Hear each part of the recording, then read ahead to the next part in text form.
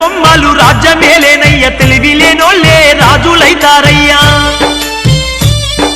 రాయదుర్గములోన రామచిలుక ఒకటి వీరధర్మాలెన్నో బోధిస్తుందయ్యా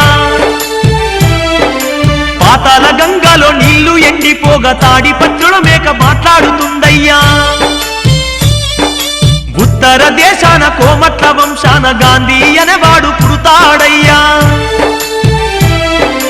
కృష్ణ నది పొంగి కనక దుర్గమ్మ ముక్కు పోగును తాకుతుందయ్యా